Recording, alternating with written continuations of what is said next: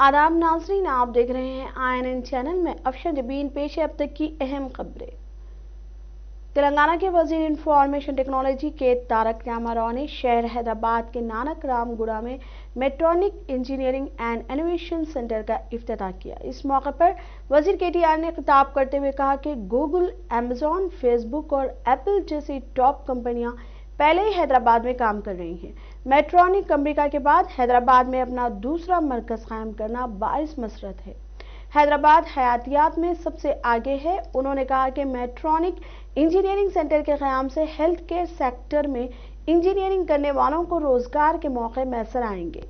वाज़ेह है कि अमेरिका से ताल्लुक़ रखने वाली तिब्बी साजो सामान तैयार करने वाली कंपनी मेट्रॉनिक 1200 करोड़ रुपए की लागत से हैदराबाद में इस सेंटर को कायम किया है। ये सेंटर आलमी मेयार के मेडिकल डिवाइस इंजीनियरिंग की तर्ज पर इजादात करेगा। इस सेंटर के क़याम से इन लोगों को रोजगार के मौके मैसर आएंगे जिन्होंने शोबे तिब में इंजीनियरिंग की है। अमेरिका में मिनीसोटा के सेंटर के तौर पर मेट्रॉनिक काम कर रही है। ये कंपनी दुनिया भर में 140 ममालिक में काम करती है। ये हैदराबाद में पहले ही एक तहकीकी और तरक्याती मरकज चला रही है। शहर में कायम किया जाने वाला नया मरकज इब्तदाई तौर पर 1000 अफराद को रोजगार फराहम करेगा। गौरतलब बात यह है कि मेट्रॉनिक अमेरिका के बाद हैदराबाद में अपना सदर दफ्तर कायम किया है।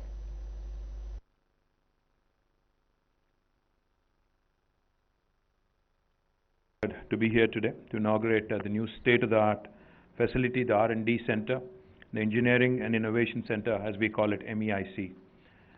As Joel pointed out, today Medtronics joins a marquee list of companies that have made Hyderabad their second largest home outside of their headquarters. And that marquee list includes Amazon, Google, Facebook, Microsoft, Apple, Uber, Salesforce, Novartis, the list goes on. Now I'm delighted and honored again, like I said, that the largest research and development center outside of the United States for Medtronics also is now based in Hyderabad. It's a matter of great pride for not only Hyderabad and Telangana, but also for India as a country. Medtronic, like I pointed out, has been a story that has shaped up and evolved in India, and as Divya pointed out, over the last, 10 years or so. Now, when we had made the announcement in August 2020, the announcement was with respect to investment of about $160 million into this new facility and employing more than 1,000 professionals over the next 5 years. I had the pleasure of announcing this investment last year, even in the midst of pandemic, and I'm honored that within a short span of 11 months, you guys have in fact stuck to the goal, stuck to the vision of your leadership team, and I would like to commend Jeff Martha and the entire team of Medtronic Global Leadership for keeping up their commitment with Telangana and India, and more importantly for keeping up the date in ensuring that this happened at a very brisk pace. This center, MEIC Hyderabad, already serves as a global hub for development. As I walked in, I was shown a number of global patents that have come out of this fantastic institution in the last 10 years. Further, more than 150 plus patents and 400 plus IP disclosures globally. I'm sure that the state of रियासती वज़ीर T. Srinivas Yadav और रुकन assembly Bhopal Reddy ने नागार्जुना सागर assembly ज़िमनी इंतखाबात में TRS उम्मीदवार N. भगत की इंतखाबी मुहिम में हिस्सा लेते हुए बताया कि इंतखाबी मुहिम में काफ़ी जोश देखा जा रहा है। अवाम और राय दहिंदे TRS उम्मीदवार की तायीद इसलिए कर रहे हैं कि वज़ीर आला के चंद्रशेखर राव शादी मुबारक कल्याण लक्ष्मी स्कीम के तहत लड़कियों की शादी के लिए 1 लाख रुपए फराहम कर रहे हैं। रैतु बीमा रैतु बंधु स्कीम को कामयाबी के साथ रुबा अमल लाने के अलावा 24 घंटे बरक़ी सरबराही और KCR किट से इस्तेफादा करने वाले नागार्जुना सागर की अवाम में TRS उम्मीदवार N. भगत को कामयाब बनाने का फैसला किया है।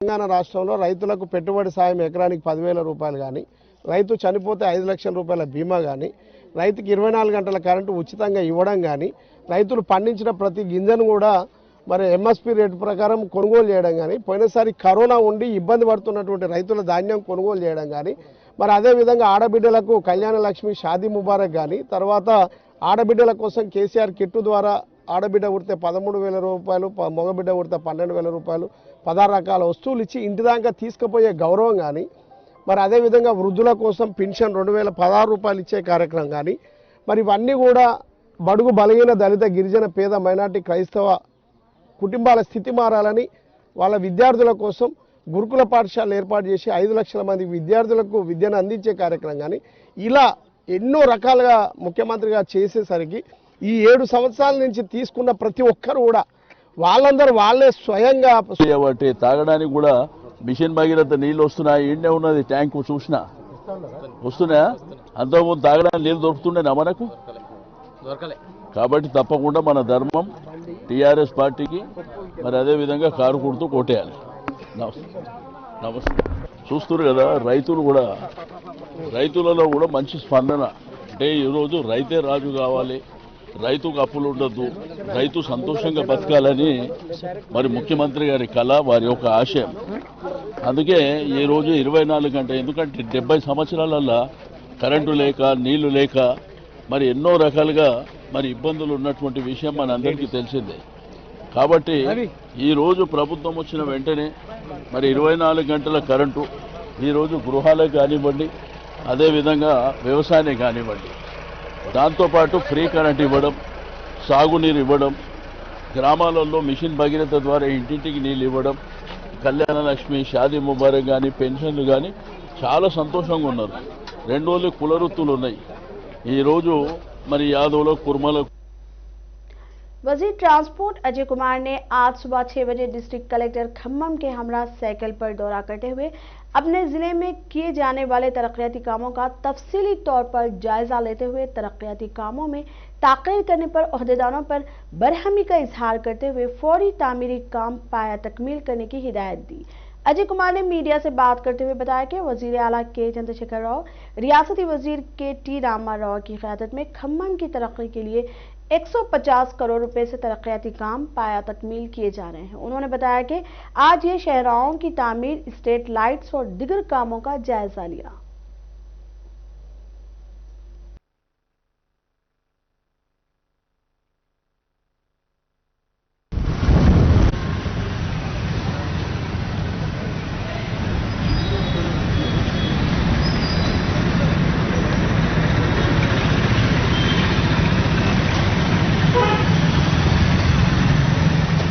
ఖమ్మం నగరంలో అద్భుతమైన ప్రగతి గత 5 సంవత్సరాల్లో కేసీఆర్ గారు, కేటీఆర్ గారి నాయకత్వంలో ఖమ్మం నగరాన్ని ఒక అద్భుతమైన నగరంగా తయారు చేయడం కోసం శ్రమిస్తూ ఉన్నాం. మీ అందరికీ తెలుసు, కలెక్టర్ గారు, కమిషనర్ గారు, నేను మరియు మున్సిపల్ అధికారులు, ఇతర ఎలక్ట్రిసిటీ అధికారులు, R&B అధికారులు అందరూ కలిసి మేము పీరియాడికల్గా ప్రతి 2 నెలలకు 3 నెలలకు ఒకసారి మార్నింగ్ 6 o'clockకి సైకిల్ తీసుకొని మేము ఊరంతా తిరుగుతాం. చేసి శానిటేషన్ ఎట్లుంది, తర్వాత రోడ్స్ ఇంప్రూవ్మెంటు, ఇతరత్ర చేసుకుంటా ఒక ప్రణాళికబద్ధంగా దాదాపు సంవత్సరంన్నర నుంచి ఈ కార్యక్రమం చేస్తున్నాం. పొద్దున్నే లేచి మేము ఈ సైకిల్ యాత్ర చేసుకుంటా. ఈరోజు కూడా మరి మౌలిక వసతులకు సంబంధించి జరుగుతున్న అభివృద్ధి, దానికి సంబంధించిన ప్రోగ్రెస్, ఇతర బాటిల్ నెక్స్ ఏమున్నాయి, తర్వాత పట్టణ ప్రగతిలో భాగంగా ఎలక్ట్రిసిటీ డిపార్ట్మెంట్ వాళ్ళు అద్భుతమైన పనితీరు కనబరిచారు. ఖమ్మం టౌన్లో కొన్ని వేలాది పోల్స్, వందలాది ట్రాన్స్ఫార్మర్స్ పక్కకి షిఫ్ట్ అయ్యి రోడ్స్ అన్ని కూడా వైడనింగ్ అయినాయి. ఇంకా ఇప్పుడు ముఖ్యమంత్రి గారు ఇచ్చిన 30 కోట్ల మరి SDF నిధులు అంతర్గత రోడ్లు, పాత 1 టౌన్, 2 టౌన్, 3 టౌన్లో ఉన్న అంతర్గత రోడ్ల కోసం అని చెప్పి మొన్ననే శంకుస్థాపన చేశారు కేటీఆర్ గారు. ఆ పనులు కూడా ఇప్పుడు మొదలు పెట్టడం కోసం అని చెప్పి ఇవాళ ప్రాథమికంగా మరి క్షేత్రస్థాయి పర్యటన చేసుకున్నాం. తద్వారా ఖమ్మం నగరం మరి ఇంకా అద్భుతంగా తయారు చేస్తాం. వచ్చే సంవత్సరం రోజుల్లో ఈ బడ్జెట్లో పెట్టిన 150 కోట్లు ఏదైతే ఖమ్మం కార్పొరేషన్ పెట్టారో, ఆ ఖమ్మం కార్పొరేషన్ పెట్టిన 150 కోట్లు కూడా ఇదే విధంగా ప్రతి డివిజన్లో తిరుగుతాం. తిరిగి ఆ 150 కోట్లను కూడా సద్వినియోగం చేసుకొని ఎక్కడా కూడా बीजेपी कायद और साबिक रुकन असम्बली NVSS प्रभाकर ने इल्जाम आयद किया कि मखलूआ जायदादों के एलमिया की इजराई में TRS हुकूमत की ताख़ीर के बाइस बेरोजगार नौजवान खुदकुशी कर रहे हैं। चारशंबे के रोज मीडिया से बात करते हुए NVSS प्रभाकर ने कहा कि रियासत में बदउनवानियों में इजाफा हो रहा है। उन्होंने कहा कि वजीर आला KCR जो अपने शहजादे की ताज पोशी में मगन है। शहजादे के करीबी साथियों पर मुख्तलिफ केसेस में मुलविस होने की बात को याद रखना चाहिए। एनवीएस प्रभाकर ने इल्जाम आयद करते हुए कहा कि कत्ल व गारतगिरी की सियासत, चोर वोट्स, मुंशियात के केसेस में केटीआर के साथ ही मुलविस है। లేదా 250 రూపాయలు అయ్యేటువంటి అవకాశం ఉంది. చలో ఉచితంగా అందిస్తున్నారంటే పర్వాలేదు, మనం సంతోషిద్దాం. కానీ ఇదే జిహెచ్ఎంసి ఆ యొక్క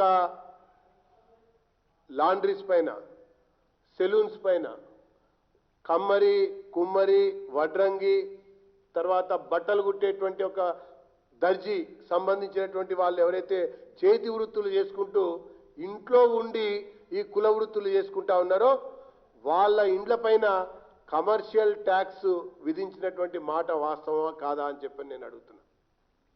కమర్షియల్ ఎలక్ట్రికల్ మీటరు విధించినటువంటి మాట వాస్తవమా కాదా అని చెప్పని నేను అడుగుతున్నా.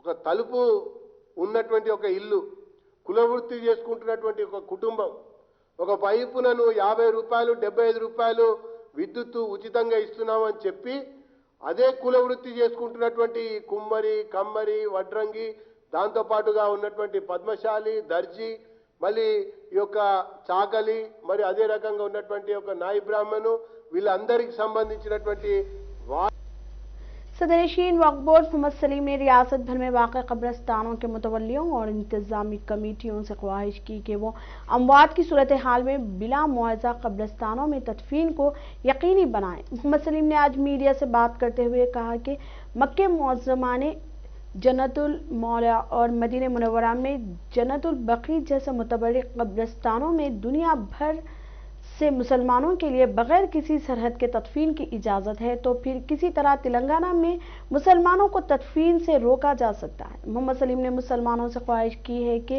अगर किसी कब्रिस्तान में तदफीन की इजाज़त ना दे तो वो वक्फ बोर्ड से शिकायत करें।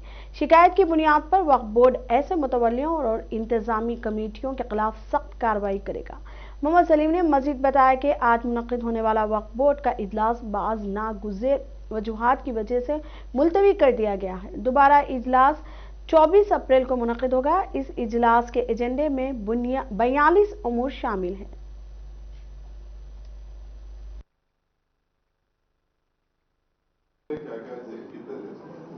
आज भी पूरे बड़े बड़े एजेंडे थे, अरे 42 एजेंडे थे, उसको जो है ना रेगुलराइज होता था, मगर इत्तेफाक से आज सीओ नहीं आने से जो है इंपॉर्टेंट बहुत थे, कैंसलेशन के थे, ग्रेड यार्ड्स के थे, दरगाह यूसुफियन का था, कोकापेट का कैंसलेशन का था, मिनी हज हाउस का, संगारेड्डी का था, बनारस, कुछ कैंसलेशन के थे, कुछ बनाने के थे, कुछ डेवलपमेंट के थे। इंशाल्लाह नेक्स्ट मीटिंग में और ज्यादा ये करके काम करेंगे इंशाल्लाह। चलिए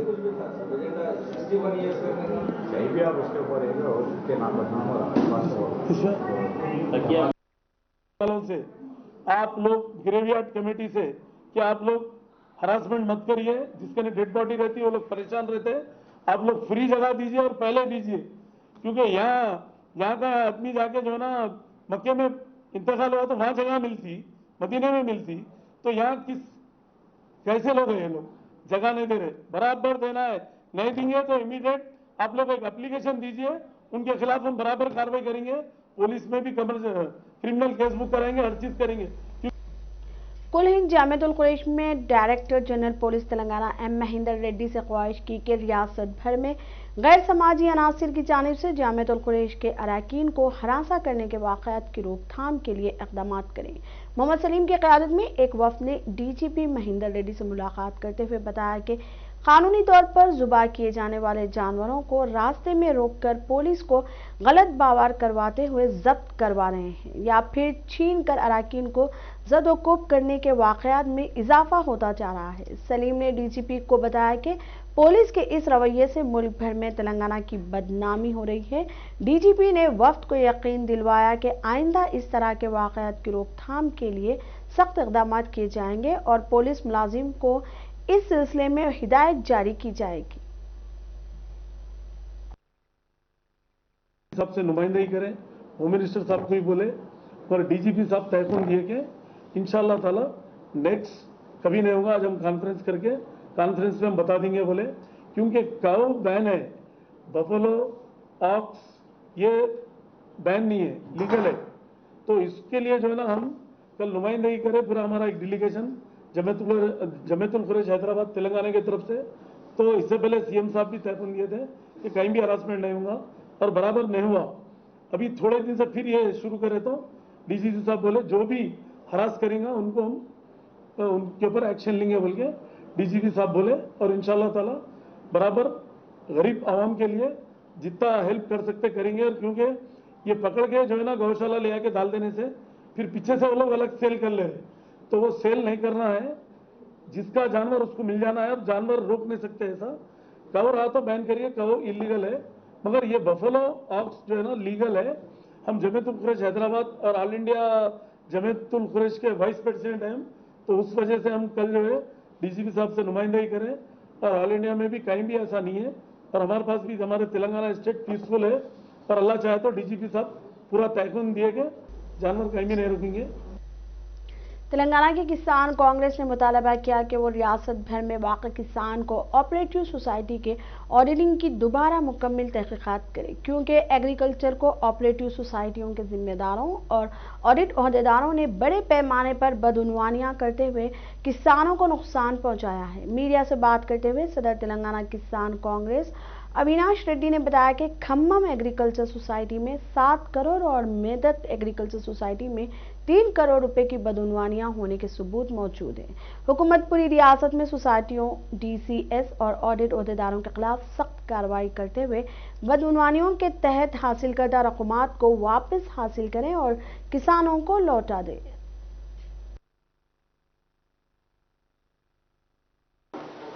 तेलंगाना स्टेट में जो कोऑपरेटिव सोसाइटी रहता उसमें पूरा लूटी करके फार्मर्स को नुकसान कर रहे। खम्मम डीसीसी बैंक में एक 7 करोड़ का चेंज नुकसान करे, और मेदाक कोनापुर सोसाइटी में 3 करोड़ पूरा लूटी कर दिया। ये गवर्नमेंट का हम लोग डिमांड कर रहे हैं। ये सोसाइटी में किधर किधर ऐसा ऑडिट करने वाला एम्प्लॉय है, उन लोग के ऊपर और डीसीओ के ऊपर, अगर सोसाइटी का चेयरमैन के ऊपर, इन लोग का पूरा इंक्वायरी करके वो जो लूटी हुआ वो अमाउंट पूरा सोसाइटी को देने के लिए इमीडिएट एक्शन लेने के लिए गवर्नमेंट डिमांड कर रहा हूँ। तेलंगाना स्टेट में जो कोऑपरेटिव सोसाइटी रहता उसमें साबिक़ वज़ीर आला वाईएस राजशेखर रेड्डी की दुख्तर वाईएस शर्मिला की जानिब से 9 अप्रैल को खम्मम में मुनक़िद करने वाली संकल्पा सभा में मुकम्मल कोविड-19 क़वायद की पाबंदी को यकीनी बनाने के लिए मुंतज़मीन मुकम्मल कोशिश कर रहे हैं और रियासत भर से सभा में शिरकत करने वालों से ख्वाहिश है कि वो मुंतज़मीन के साथ मुकम्मल ताउन करें। आईएनएन से बात करते हुए वाईएस शर्मिला के नुमाइंदा संकल्पा सभा ने बताया कि वाईएस राजशेखर रेड्डी की अहलिया वाईएस विजय लक्ष्मी वाईएस शर्मिला को आशीर्वाद देने के लिए संकल्पा में बाहैसियत मेहमान खुसूसी शिरकत करेंगी। शमशाबाद हवाई अड्डे पर भारी मकदार में सोना पकड़ा गया। कस्टम हुक्काम ने दुबई के रास्ते हैदराबाद से कोचीन जाते हुए एक मुसाफिर के पास से 60 लाख रुपए मालियत का 1.2 किलो सोना जब्त कर लिया। कस्टम अफसरान से बचने के लिए सोने को तैयारे के बाथरूम में छुपाया गया था। कस्टम ऑफिसर्स की छानबीन से सोना बरामद हुआ। मुसाफिर के खिलाफ मुकदमा दर्ज कर लिया गया है और तफ्तीश जारी है। हैदराबाद में चारशंबे की सुबह एक महलिक सड़क हादसा पेश आया। हादसे में एक शख्स की मौत मौके पर ही हो गई। ये वाक़या गच्चीबौली पुलिस स्टेशन हुदूद में पेश आया। 48 साल रामचंद्र शिरलिंगमपल्ली जोनल ऑफिस के सामने सड़क उबूर कर रहा था। इसी दौरान एक तेज रफ्तार कार ने रामचंद्र को टक्कर दे दी। इस हादसे में रामचंद्र शदीद जख्मी हो गया और इसकी मौत मौके पर ही हो गई। इतला मौसूल होते ही पुलिस ने मुकाम हादसा पहुंचकर नाश को पोस्टमार्टम के लिए मुर्दाखाना मुंतकिल कर दिया और केस दर्ज करते हुए कार ड्राइवर को हिरासत में ले लिया और मजीद कार्रवाई का आगाज कर दिया।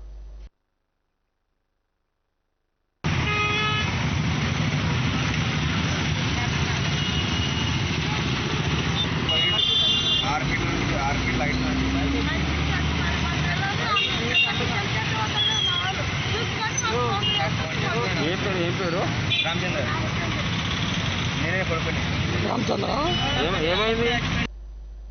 अब तक के लिए इतना ही। देखते रहिए INN चैनल। खुदा हाफिज।